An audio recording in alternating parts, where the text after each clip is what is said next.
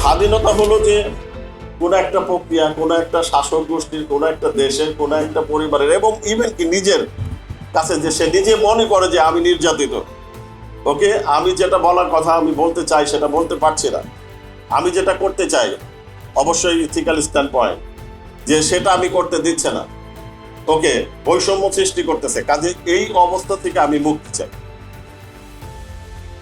এই মুক্তির জন্য দেখা যাচ্ছে যে আমাদের যেটা দরকার সেটা হলো স্বাধীনতা ঘোষণা করা, যে আমি আজকে থেকে আপনার কথা আর শুনবো না, এটাই স্বাধীনতার ঘোষণা।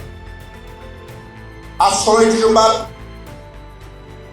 আমি শ্রদ্ধার সাথে স্মরণ করছি 1971 সালের এই দিনে 30 লক্ষ শহীদের রক্তের বিনিময়ে যে স্বাধীনতা আমরা অর্জন করেছি।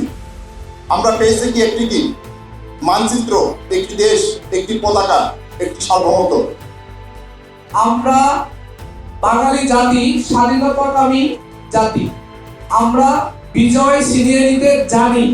তো শুধুমাত্র বিজয় ছিনিয়ে নেওয়াটাই আমাদের কাজ না, এই বিজয়টাকে সবসময় ধরে রাখাটাই আমাদের সবচেয়ে বড় চ্যালেঞ্জ।